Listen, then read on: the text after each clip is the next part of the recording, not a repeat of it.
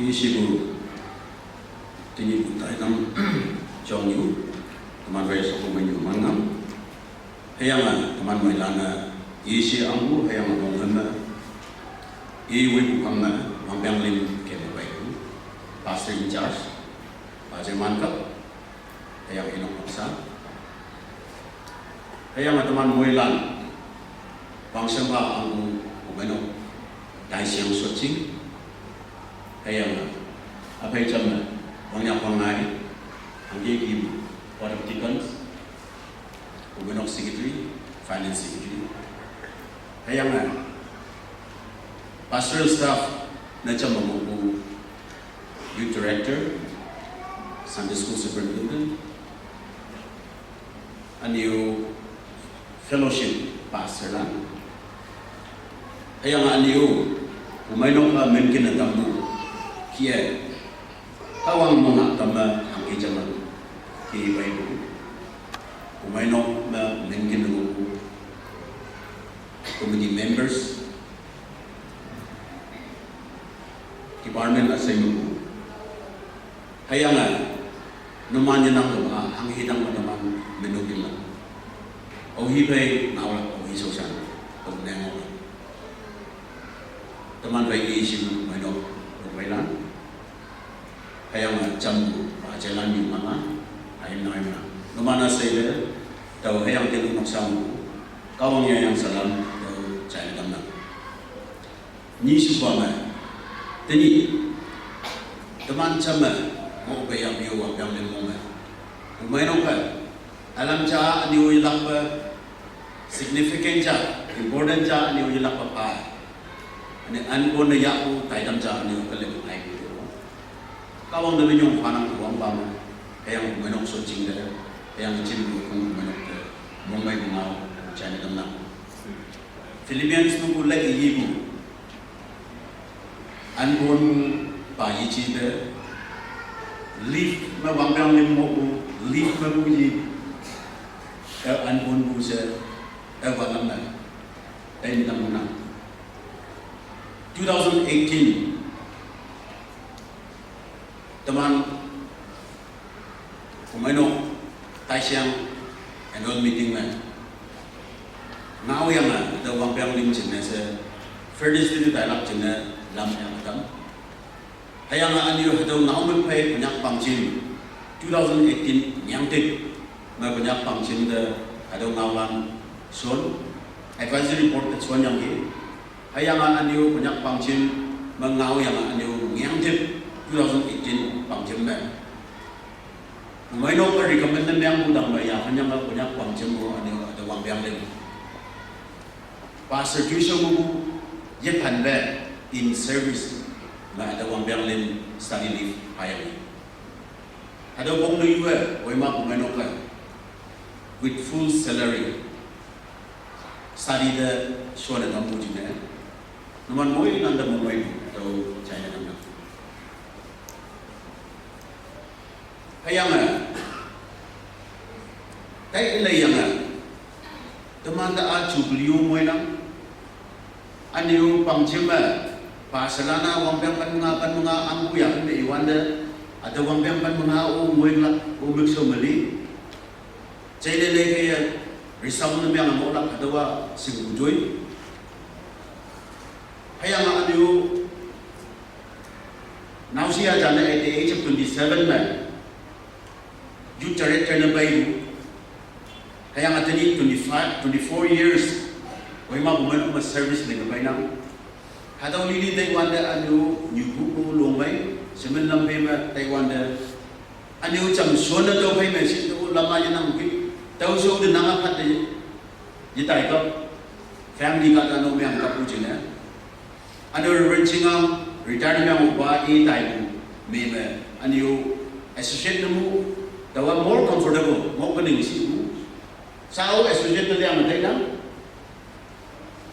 kaya ba ano kumainok ka ano ko na pangchim hang na advisory board kay ano yung baso ching harang mo jina daw ko no mo pay bu hadaw yin ko may wanggang lo bucha ba pangchim yang di siso may advisory board siso may dawa junior mo kumuom heki bu ya kanja mo bu hibak jam neng nai bu ba mo yang ki ayang boy hata mo yilak mo ya ane to ba bu no to yang jam ba bu no te ba jim jam sun bu ne ji ya ai tawa jonglak a wong anjing dah ambil tawa update mendalam umum semua orang yang saya yo kata dua dari umum ujungnya umum itu tong yang ini bangkit tong yang ini ayam ada yang akan ada lam hau tong ujungnya numan di tidak menyambut panah ayam ada uang biang 2018 mah annual mah approve yang buat oleh app kemarin tu bayar pun ada yang rong yang kai bayar pun tak nak nasi ngau buki Julai kami koma dengan buki butai dalam jaya yang anu August second week mah tahu tak yang di Philippines tu ada kia tak umum orang Yui lihat film yang umum anu kalau you langsung orang kita teman mulan Livia lain kita tahu bagaimana Livia, kalau Livia, office Livia, teman luar sen Livia naik, buaya pun lockdown yang ini. Yang berteman Yui ya benar, Livia uyang masih tu, lainnya buaya lah. Livia uyang masih tu, bagaimana tuilin buaya lah. Livia uyang masih tu, noksa responsibility je lah. Livia uyang masih tu, office game je lah. Tahu lagi, more. Teman yang kita itu isi buku maaf teman dan jadi bu yang bu baik yang ni. Tahu kerana hibak amazing.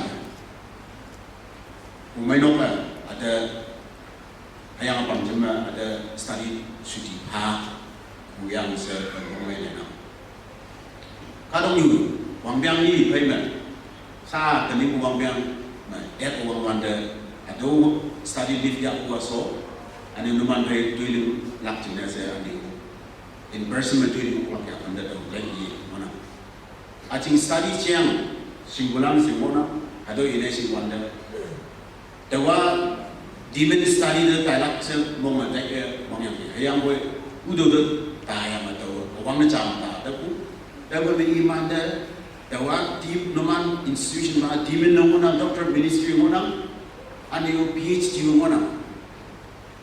Hayang boy tu jimen ni apply ni yang wang bu PhD ayo orang yang masih mong bujinya. Hayang boy tawa tu PhD tu kailak cina se nama na dalam kailak cia setongwan ni. Acing dokumen simen lebih tu kong bu apply ni yang PhD di mana ni hanya dulu. Si ibu cuma satu kamu pe anu kong yang application dah cambar kamu anu cambar iko tu cile yang PhD department tu ada yang anda anu oklak yang mana naik dalam dalam ujian, dewa PhD menurut yang mana. Ada daisi itu teman dari 3 years minimum, hai jaba 3 to 7 years PhD program nanggu ujian minimum 3 years ujian. Ada 3 years moment coursework kongkimu tu yang kemiyo. Tahu ujian 18 coursework mu 13 coursework so mana, hayang 5 coursework mana. Hayang ada 5 coursework, ada kongkim buah PhD lanjut nasi. Teman kongkim buat tinggi uji, yang kan membaik. Teman nengai orang yang masih mau Commission of Higher Education Philippines kaya. Teman PhD department ada online. Kongkim subjek online yang orang cuma 2 subjek ada. Teman nalang kaya mana. Tahu jina dua subjek na tahu mo yang online yang orang. Anu wang teman sekolah tahu ki ya uji. 10 days saya lah seminar class Hayang buat in a day 5 hours ya. Hayang 50 hours. Ada course solat. Course cara bigyan hukum assignment lam hayang tahu solat. Mana tahu jina. Tening enrollment yang ada December nunggu itu saat nunggu hukum lam dengan mana. Ayam aku ngayi buat, nah halan pe mansi, office menjadi sih mana. Ayam ngetenang 7 AM lah, assignment jasa yang nama pe, sita me mana. Heki hibak mengai buku terkaya, hibak apa ini saja. Ayam boy due date, I wonder, ni din dia tinga so si mona yalak pa yo kumba anio hakia study tu so jinase yong kumome kumai dong ma hangu failures na yitambe hayanga mago nga yitambe nyugyang nga yitambe taman momen ko kumenok sa plan kaya hayanga kumenok mungkin mo ulan kaya tini ku yang anda boy kamu juga se congratulations ada naman boy anda pasal in charge buang naman boy anda dapat congratulations do amu China kamna hayang ada wang biang len mong ma study mo boy bang ma naman bay si yong se mo ko ni chi boy sebel lam phim dinong nok sa sepi ben be tau yenang wanda tau mong wanda kumenok katalana ibak phim wet wai yung bukan cuma bohong bayi macam ni. Namun boy landa menyambut apa boy. Hak awang bang lem dia live on live boy bang lah. Leng hak sebu ngah hak sebu, hak sebu. Namun mix umur yang main. Jadi kemaji yang aku, hayang apa yang aku hak sebu, ngau boy. Dan ngau macam tu so macam. Kumain okey kau macam, yulung balong, jangan macam, mong yang tambu, head ni yang tambu, mong yang cuma dalam ni yenda yang di nota yang mengaku ada yang candang. Noksa hangsene yang aku menokai. Study jenis cuma pungang. Yang support menang course manso yang jelak dissertation lam menyalak atau kemana ni bawang yang ngawak ni mungme atau nak dalam atau within 6 moment enrollment yang period moment solat jenang lah atau yang mana yang boy asal ini PhD enrollment yang teman saya bulan kau ibu workplace mau yang sah enrollment yang uji dasar atau kau ibu lengan dalam jenis mong yang muda itu yang ada hai belak yang anda ni uji naik pangcim advisory board tu ada ngawan payah ni kemudian searching tu ada ngawan payah jadi aniu on live mabu soya mabu aniu ministry di yang tahu course lo ketemu lingkup lak yang akan mau uji na, naman very comfortably lagi orang se ada ngaran cari tenang. Teman sama, tini bayar training ke Taiwan dah. Tahu bayar uang lu, kumain orang katakan tahu ini. Hayang matawa, kumain atama society atama akan jama ministry jenis rehearse yang experience jenang yang bayar 4 tahun. Hayang boy lain yang dah wang kelas A wang yang lim so jangan kelas pen matric ni mempayang lain bandar kaya si yang lain yang orang mengmai school bag cuan yang lain yang orang hong mengmai ling lain kem nau selan yang betul betul over Bible College kelas pen kaya pen Bible College juga hawan dah bah lain yang mana alam yang beda orang juga acing na amai di juga jangan sanggup.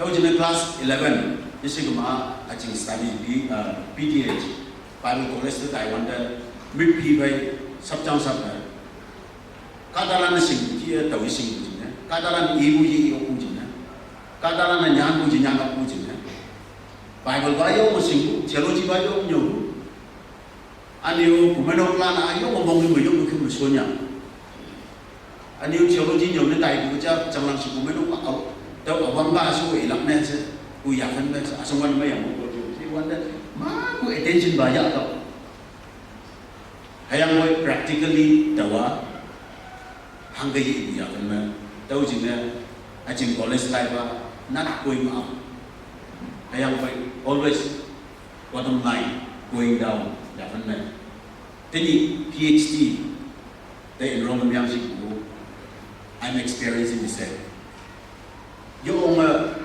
salay yakan me monang ja hayang boy opposite nganglak aniu naman kasay mo po person dilak pa bobong yuk chamba sa taw ina hayang at man ministry so chamba din Taiwan dai Aceh singlak na mayang kama tikon landu tolo singgu kuma. Aneo tawahan di buka dasi singlak cina pumenok stam taran bucarong bay. Aneo Sama dia semai singlak mayang kama, acu yang mau singlak mayang kama, dinong nok sah lan anaulan unu balan bercadong si.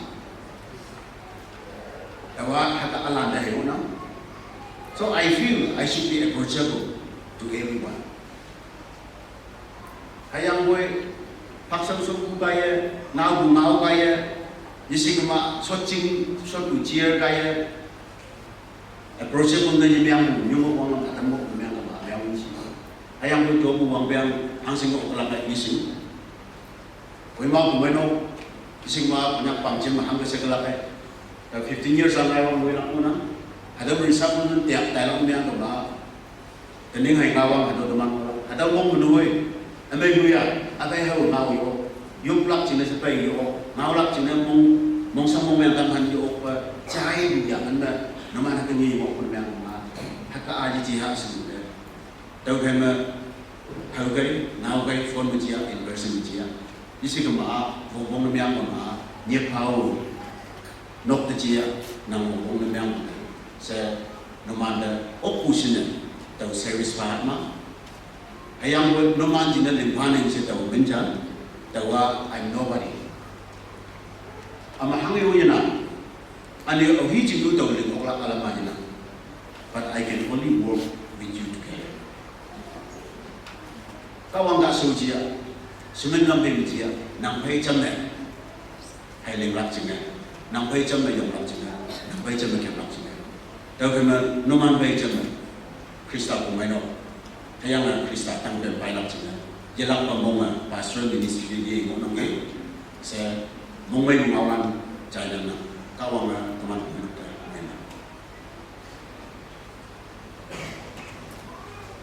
Nyoma, ibu,